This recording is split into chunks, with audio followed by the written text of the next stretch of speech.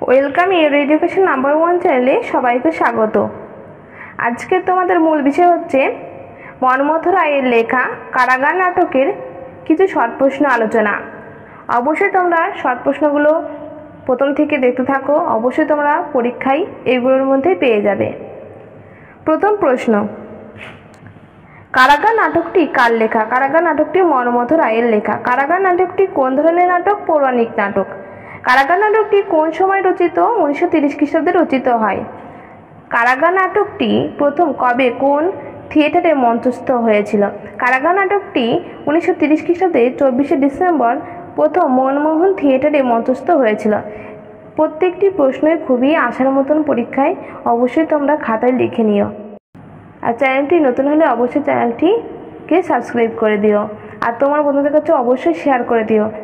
পরবর্তী প্রশ্ন, কারাগার নাটকটির উৎস কি? কারাগার নাটকটি শ্রীমদ্ ভগবতের নবম স্কন্ধের শেষাংশে থেকে দশম স্কন্ধের প্রারম্ভের কাহিনী অবলম্বনে কৃষ্ণের জন্ম ইতিহাসের ঘটনাকে কেন্দ্র করে রচিত।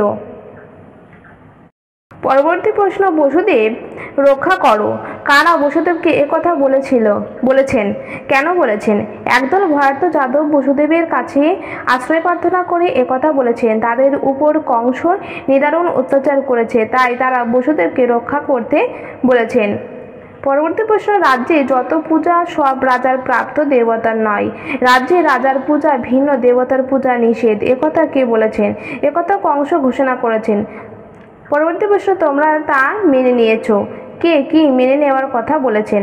বসুদেব যখন শুনলেন ভয়ার্ত যাদবরা তাকে জানালো কংস প্রচার করেছে রাজ্যের যত পুজো সব রাজার প্রাপ্য, দেবতার নয়। রাজ্যে রাজার পূজা ছাড়া দেবতার পূজা নিষেধ। যাদবদের মুখে একথা শুনে বসুদেবের মনে সন্দেহ জাগে। কংসের এই আদেশকে তারা মেনে নিয়েছে বলেই যাদবরা বহুদিন নারায়ণ মন্দিরের পূজায় যোগ দেয় না। পরবর্তী প্রশ্ন, কারা যদুকুলের আরাধ্য দেবতা নারায়ণ বিগ্রহ ধ্বংস করল? যাদবরা যদুকুলের আরাধ্য দেবতা নারায়ণ বিগ্রহ ধ্বংস করল। পরবর্তী প্রশ্ন, কিন্তু আলিঙ্গন দিয়ে মুক্তি দেয় না, শান্তি দেয় না, কে কেন এরূপ মন্তব্য করেছেন? বসুদেব বলেছেন কংসের অনুগত যদুকুলের আরাধ্য দেবতা নারায়ণ বিগ্রহকে ধ্বংস করেছে।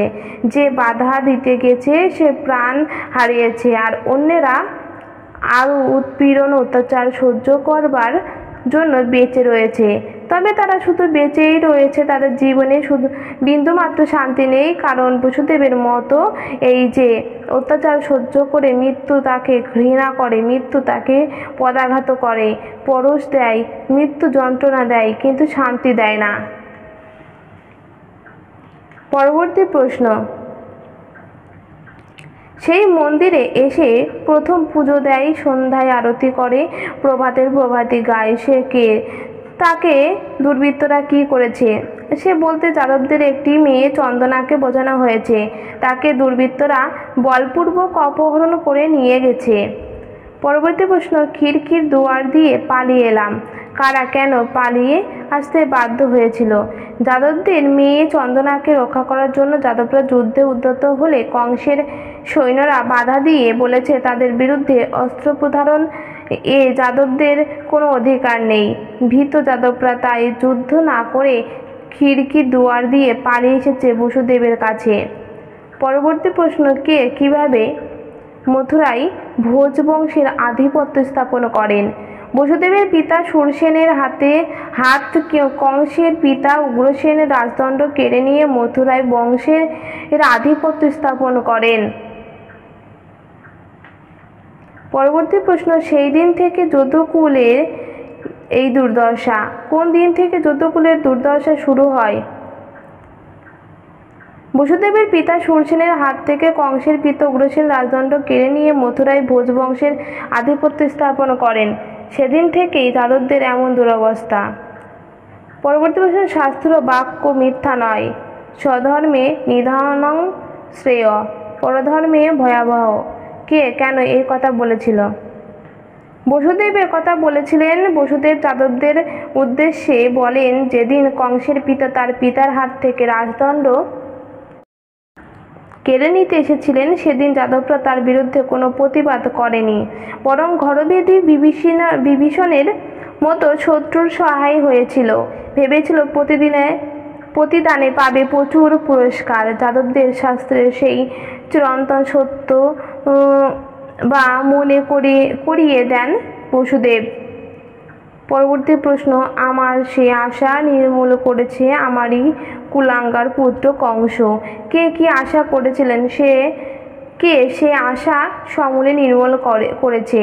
কংসের পিতা উগ্রসেনের কাছ থেকে রাজদণ্ড অধিকার করেছিলেন, তখন চেয়েছিলেন মথুরায় বিজয়ী এবং বিজিত যদুবংশকে ভ্রাতৃত্ববন্ধনে আবদ্ধ করে সুখে রাজ্য চালাবেন। কিন্তু তার কুলাঙ্গার পুত্র কংসের চক্রান্তে, তার ইঙ্গিতে আদেশে ঘোষ বংশ যাদের উপর অমানসিক অত্যাচার করেছে।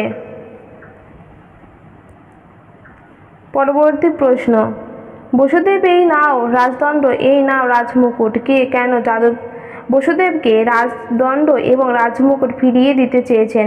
কংসের পিতা উগ্রসেন একদিন চেয়েছিলেন বসুদেবের পিতা শূরসেনের কাছ থেকে রাজদণ্ড অধিকার করে মথুরায় বিজয়ী ভোজবংশ এবং বিজিত যদুবংশকে ভ্রাতৃত্ববন্ধনে আবদ্ধ করতে। কিন্তু কংস ভোজবংশ যাদবদের উপর অমানসিক অত্যাচার করছেন, অথচ সে অত্যাচার অনুষ্ঠিত হচ্ছে উগ্রসেনের নামে। উৎপীড়িত নরনারী অভিশাপ দিচ্ছে উগ্রসেনকেই। তাই উগ্রসেন তার রাজদণ্ড বসুদেবকে ফিরিয়ে দিয়ে মুক্তি চান, কারণ বসুদেব পারে অত্যাচারীকে দমন করতে। পরবর্তী প্রশ্ন, এ দান গ্রহণে আমি সম্পূর্ণ অনুপযুক্ত। কে কেন এ কথা বলেছেন? কংসের পিতা উগ্রসেন যখন রাজদণ্ড বসুদেবকে ফিরিয়ে দিতে চেয়েছেন, তখন বসুদেব বলেছেন তিনি এ দান গ্রহণ করতে অনুপযুক্ত। তিনি বলেছেন, দান গ্রহণে কখনো স্বাধিকার প্রতিষ্ঠিত হয় না। রাজচ্যুত হলেও ভিক্ষুক নন, তাদের কোনো নিবেদন নেই। তারা শক্তি সাধনা করেছেন, সেই শক্তি যা অত্যাচার উৎপীড়ন করতে পারে, যা তাদের হৃত সম্পদ পুনরুদ্ধার করতে পারে। সেই শক্তিতে শক্তিমান হয়ে তিনি এই রাজদণ্ড রাজমুকুট অর্জন করবেন, ভিক্ষা করে নয়, দান হিসেবেও নয়। তাই বসুদেব বলেছেন দান গ্রহণে তিনি সম্পূর্ণ অনুপযুক্ত। পরবর্তী প্রশ্ন, বিদুরথ ও নরক কে ছিলেন? বিদুরথ ও নরক ছিলেন কংসের অনুচর। পরবর্তী প্রশ্ন, উগ্রসেনের হাত থেকে কারা রাজমুকুট কেড়ে নিতে উদ্যত হয়? উগ্রসেনের হাত থেকে রাজমুকুট কেড়ে নিতে উদ্যত হয় কংসের অনুচর বিদুরথ ও নরক। বসুদেব উগ্রসেনের হাত থেকে রাজদণ্ড ও রাজমুকুট নিয়ে বিদুরথের হাতে তুলে দিয়েছিল কেন? বসুদেব রাজার কাছ থেকে রাজদণ্ড ও রাজমুকুট নিয়ে বিদুরথের হাতে তুলে দিল কারণ তিনি মনে করেন হেত মথুরা রাজ্য যদু সন্তান দান গ্রহণে ইচ্ছুক নন, নিজের সাধনায় তিনি পুনরুদ্ধার করবেন। পরবর্তী প্রশ্ন, বিদুরথের পুত্র কে ছিলেন? তিনি কি নিয়ে মন্দিরে প্রবেশ করেন? বিদুরথের উত্তরা হলেন কঙ্কন। তিনি মাথায় সেনানায়কের শিরস্থান এবং হাতে একটি পুষ্পডালা নিয়ে প্রবেশ করেন। তখন তাহার চমক ভাঙিল। কার এসে চমক ভাঙে? বিদুরথ পুত্র কঙ্কন নারায়ণ মন্দিরের উৎসবে মেতে ওঠে। উৎসব শেষে ভগবান জাগৃহী ধ্বনিতে তার চমক ভাঙল। ভিডিওটি এখানেই শেষ করছি। অবশ্যই ভিডিওটি কেমন হয়েছে জানিও। আর তোমাদের কোন কোন ভিডিও লাগবে অবশ্যই কমেন্ট করে জানিয়ে দিও।